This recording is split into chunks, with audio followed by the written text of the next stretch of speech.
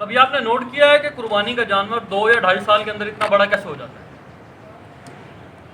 بیوپاری آپ کو یہ کہتے ہیں کہ پستہ بادام اور دیسی گھی کے ساتھ اس کو فیڈ کیا گیا ہے، اس لیے یہ اتنی جلدی اتنا بڑا ہو گیا ہے، حالانکہ ایسا نہیں ہے۔ آپ نے دیکھا ہوگا کہ باڈی بلڈنگ کے شوقین نوجوان اکثر اوقات اسٹیرائڈز کا استعمال کرتے ہیں۔ وہ اسٹیرائڈز ان کے جسم کو پھلا دیتے ہیں، جو وقتی طور پر تو خوبصورت اور بھرا بھرا جسم لگتا ہے، لیکن بعد میں ان کے لیے زہر قاتل ثابت ہوتا ہے۔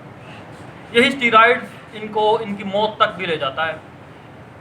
ان جانوروں کو انہی اسٹیرائڈز کے ذریعے پھلایا جاتا ہے، ان کا گوشت اور ان کا جسم پھلایا جاتا ہے۔ ہم فیصل آباد کی منڈی میں اسی تفصیلات کے لیے گئے۔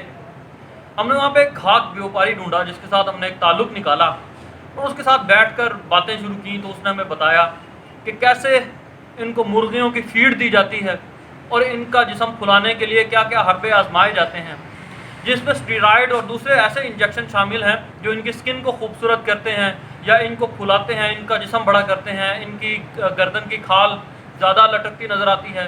لوگ یہ سمجھتے ہیں کہ یہ ان کی خوبصورتی کی علامت ہے، جبکہ ایسا جانور اور اس کا گوشت آپ کے لیے اور آپ کے گھر والوں کے لیے انتہائی مضر صحت ہے۔ اسی طرح ہم بیٹھے ہوئے تھے، اچانک پاس سے ایک بیل گزرا جو لنگڑا رہا تھا۔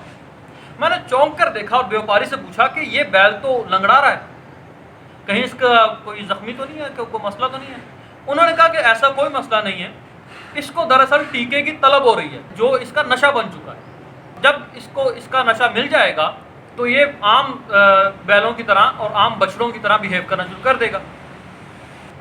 اسی طرح ہم نے پوچھا کہ یہاں پر جو داغدار جانور آتے ہیں جن میں کوئی مسئلہ ہوتا ہے، مثال کے طور پر کوئی جانور جو زخمی ہے، تو وہ بتانے لگے کہ پچھلے دنوں ایک بیوپاری گھاک قسم کا نوسر باز تھا، بیوپاری نہیں کہا جا سکتا اس کو، نوسر باز نے ان کے آس پاس ایک بیل تھا جو زخمی تھا، اس نے وہ 75,000 روپے میں خریدا اور منڈی کے باہر لے گیا۔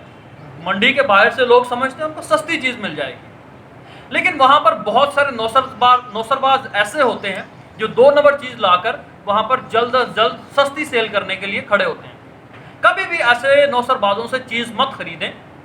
وہ شخص 75,000 روپے کا بیل خرید کر باہر گیا اور تقریباً 80,000 کے قریب اس کو بیچ کر 5,000 منافع کمایا، اور اندر آ کر دوبارہ ایک ایسا جانور ڈھونڈا جو زخمی ہو۔ وہ 75,000 والے بیل کے کولہے پر ایک 10 انچ کا زخم تھا جو اس نے رات کے اندھیرے میں چھپا کر فروخت کر دیا۔ ایسے ہی نوسر باز بے شمار ہیں جو اس وقت منڈیوں کے اندر پھر رہے ہیں، جو داغدار اور ایسا جانور تلاش کرتے ہیں جو زخمی ہوتا ہے یا جس میں کوئی نقص ہوتا ہے۔ ہم پھر ایک ایسے بیوپاری کے پاس گئے جو ہمیں جانتا تھا۔ اس نے پہلے تو ہمیں تمام چیزیں بتائیں۔ اس نے بتایا کہ کیسے اسٹیرائڈ دیا جاتا ہے، کیسے ان کو بڑا اور موٹا دکھایا جاتا ہے، اور اس کے بعد اس نے یہ چیز بھی بتائی کہ ان کو مرغیوں والی فیڈ دی جاتی ہے جو کہ پولٹری فارم میں دی جاتی ہے، جس سے ان کے اندر تمام نیچرل فیکٹس ختم ہو جاتے ہیں۔ یہ ایک فارم کے پلے ہوئے جانور ہوتے ہیں جن کے اندر کوئی بھی اچھی یا صحت مند چیز باقی نہیں رہتی۔ البتہ اسٹیرائڈز کے ذریعے ان کو زہر بنا دیا جاتا ہے، ان کے گوشت کو زہر بنا دیا جاتا ہے۔ اس طرح کے تمام بیوپاریوں سے بیل خریدنے سے گریز کریں۔ اگر آپ پہلے بیان کیے گئے مسائل سے پاک قربانی چاہتے ہیں تو ہم سے رابطہ کیجیے۔ ہم فراہم کرتے ہیں گھر کے پلے ہوئے بکرے، چھترے، دمبے، بیل مکمل ذمہ داری کے ساتھ۔ اس کے علاوہ ہمارے پاس جانور ذبح کر کے گوشت بنانے تک کا مکمل انتظام موجود ہے۔ آپ چاہیں تو اپنے پسند کا جانور بک کروا سکتے ہیں اور عید کے دن بنا کسی پریشانی کے اپنی گھر کی دہلیز پر تمام ایمانداری کے ساتھ گوشت حاصل کر سکتے ہیں۔ اگر آپ کو ہمارا خریدا ہوا جانور پسند نہیں آتا تو ہمارے پاس یہ بھی فیسلٹی موجود ہے کہ ہم اس کو تبدیل کروا سکتے ہیں۔